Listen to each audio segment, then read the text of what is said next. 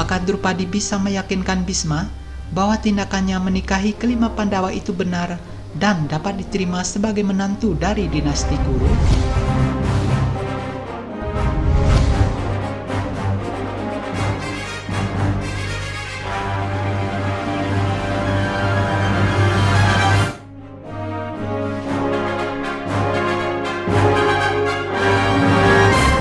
Saat Bisma sedang melakukan persembahan di Sungai Gangga, terlihat dari kejauhan Drupadi datang untuk menemui Bisma. Drupadi memberikan salam dan ingin mengajukan beberapa pertanyaan kepada sesepuh bangsa Kuru itu. Namun Bisma menolaknya dengan menyalahkan perbuatan Drupadi dan juga para Pandawa hingga Hastinapura yang mendapatkan hukumannya. Sampai akhirnya juga persembahan Bisma ditolak oleh Dewa Surya. Drupadi berkata, "Kami siap untuk mengikuti jalan apapun yang kau tunjukkan kepada kami tanpa ada rasa keraguan. Meskipun telah melakukan sebuah dosa yang sangat besar, masih mungkin bagi kami untuk dimurnikan kembali, Tuanku. Pasti ada sebuah cara untuk mengikuti jalannya Dewa Yama, tapi tetap dalam keadaan hidup, sama seperti cara yang dilakukan oleh Sawitri yang telah berhasil membawa suaminya dari Dewa Yama." Bisma menjelaskan bahwa prinsip-prinsip yang diikuti oleh Yama adalah peraturan di dunia ini. Bunga teratai lahir di lumpur, tapi di sana tidak ada cabang di batangnya. Jadi dia tidak akan tumbuh ke samping, tapi terus tumbuh ke atas menuju langit. Inilah arti dari peraturan untuk seumur hidupnya. Namun Drupadi berkata, bagaimana bisa percaya bahwa mereka tidak mengikuti peraturan yang ada? Dan bagaimana jika persembahan itu ditolak karena keraguan Bisma kepada para putra Pandu? Pernyataan Drupadi membuat Bisma terdiam beberapa saat. Drupadi lalu menghadap ke arah matahari sambil berkata bahwa kalau dia dan para suaminya itu ternyata tidak sepenuhnya bersalah, maka ia memohon kepada Dewa Surya untuk menerima persembahannya itu. Dan setelah menyentuh air yang sedari tadi masih mengambang, air itu pun seketika jatuh ke sungai sebagai pertanda bahwa permohonan Drupadi dikabulkan oleh Dewa Surya. Dan apa yang dilakukan oleh Drupadi dan para Pandawa itu adalah benar. Sebelum meminta izin untuk pamit, Drupadi meminta agar Bisma selalu mendoakan para Pandawa dalam menjalani kehidupan mereka. Keesokan harinya, persidangan pun dimulai. Para Pandawa dan Drupadi telah memasuki ruang sidang istana Hastinapura dan mereka memberikan salam kepada raja dan juga sesepuh kerajaan. Yudhistira berkata, "Yang mulia, beberapa saat lalu, saat istana Diwarnabrata terbakar oleh api, kami harus pergi dari sana. Karena itulah kami putuskan untuk menjauh dulu dari Hastinapura. Karena menganggap kami sudah mati, kau memutuskan untuk menobatkan saudara Duryudana sebagai pangeran mahkota. Namun sekarang aku di sini untuk melayanimu dan juga seluruh kerajaanku." Saat bangunan tua masih berdiri, sebuah bangunan baru tidak bisa dibangun di tempat itu. Sampai ada yang memanen tanaman yang ada, tidak ada yang bisa menanam apapun di ladang tersebut. Karena itulah Paman, saat pangeran mahkota yang lama masih ada, pangeran mahkota yang baru tidak bisa menggantikan tempatnya itu, Paman. Aku meminta langsung kepadamu untuk menyatakan penobatan dari saudara Duryudana batal dan berakhir. Pernyataan Yudhistira pun itu dijawab oleh Duryudana dengan berkata, "Tentu saja, memang benar kau telah kembali, maka penobatanku sebagai pangeran mahkota juga telah batal." Duryudana lalu menghampiri Yudhistira serta memberikan salam. Para Pandawa merasa curiga dengan sikap Duryudana yang tiba-tiba baik di depan mereka. Duryudana pun mempersilahkan Yudhistira untuk duduk di singgasananya.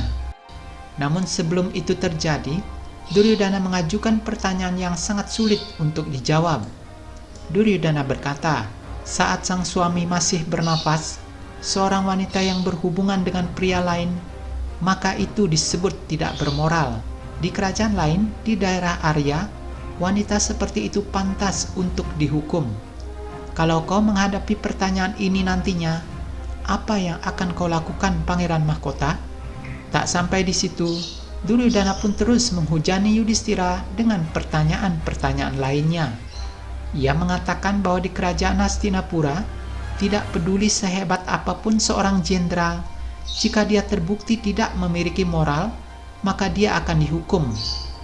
Kalau hakim yang tidak memiliki moral, maka raja juga akan menghukumnya. Jika pangeran atau istri pangeran tidak bermoral, maka dia juga pantas menerima hukumannya. Tidak ada orang yang tidak bermoral pernah diberikan posisi dalam hal politik. Posisi Pangeran Mahkota adalah posisi sakral dan satu-satunya yang ada. Jadi dengan membiarkan orang tidak bermoral, apakah itu benar? Sindiran Duryodhana terus berlanjut hingga membuat para Pandawa mulai emosi. Yudhistira sangat kebingungan menjawab pertanyaan putra Dhritarashtra itu, karena apa yang ia katakan adalah sebuah kebenaran. Pembicaraan di ruang sidang itu pun semakin memanas ketika Duryodhana meminta keadilan dari sang raja. Yudhistira lalu mendekat untuk menjawab semua pertanyaan Duryodhana. Namun belum sempat berkata sepatah kata pun, Raja Dhritarashtra mengeluarkan perintah untuk mengusir para Pandawa dan keluarganya keluar dari kerajaan Hastinapura. Hal ini menuai protes dari Yudhistira dan menanyakan kepada raja atas dasar apakah mereka diusir, padahal para Pandawa tidak membuat kesalahan apapun. Dhritarashtra menjawab dengan penuh emosi dan mengatakan bahwa Pandu dan juga leluhurnya pasti sedang menangis melihat kelakuan Pandawa saat ini. Yudhistira mengatakan bahwa apa yang telah dilakukan bukanlah sebuah dosa. Ia mengutip sebuah cerita bahwa putri yang suci dari Resi Agung Kandu, Marisa, pernah menikahi 10 pracetas. Kemudian Marisa melahirkan Prajapati Daksa, dan itulah yang membawa asal-usul dari penciptaan. Bila seseorang wanita menikahi lebih dari satu pria adalah dosa, maka peradaban manusia pasti akan hancur karena buah dari dosa itu.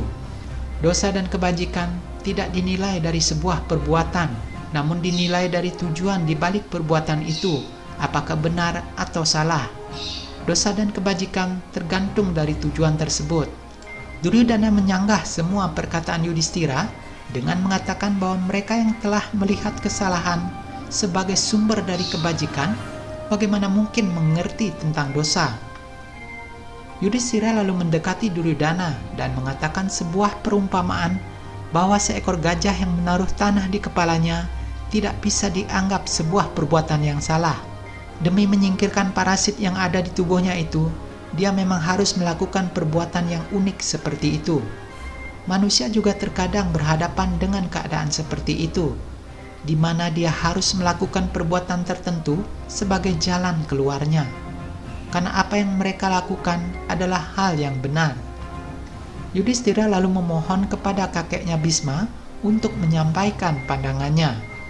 Bhisma pun lalu bangkit dan berkata, "Yang mulia, peristiwa di Kampilia dan keadaan-keadaan yang tercipta di sana sudah aku kumpulkan semua informasinya.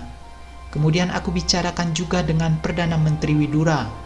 Setelah melihatnya dari semua sudut, demi memecahkan masalah yang ada ini, maka mereka dalam mengambil keputusan telah juga mendapatkan dukungan dari bagawan biasa. Memang ini perbuatan yang salah, tapi dalam hal ini para putra Pandu dan tuan putri dari Pancala tidaklah bersalah.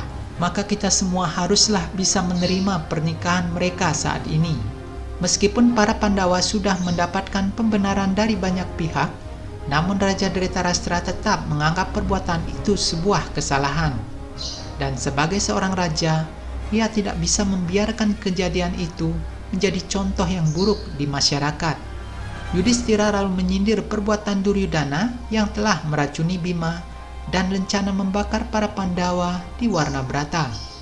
Hal itu pun merupakan tindakan yang salah dan harus mendapatkan hukuman yang setimpal.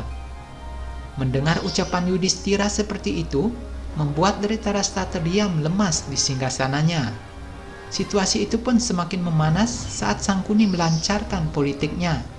Sangkuni berkata, "Yang mulia, aku sudah memohon sendiri kepadamu semalam untuk memberikan izin kepada keponakanku para Kurawa untuk pergi ke Gandhara denganku dan tinggal di sana.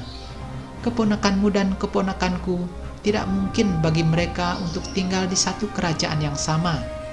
Pertama, mereka telah melakukan perbuatan yang sangat tidak pantas, dan selain itu, mereka telah menuduh orang lain. Itu sangatlah memalukan. Hal itu pun dibenarkan oleh Duryodhana. Hujatannya pun semakin di luar kendali, hingga menghina Drupadi. Arjuna yang tidak terima dengan hinaan seperti itu, segera mengangkat senjata ke arah Duryodhana. Busur Arjuna sudah tepat berada di depan putra Dhritarashtra itu. Namun Raja Angga datang untuk membentengi Duryodhana, dan perisai Dewa Surya yang ada di tubuh Karna pun muncul dan bersinar, siap menepis serangan yang datang kepada dirinya.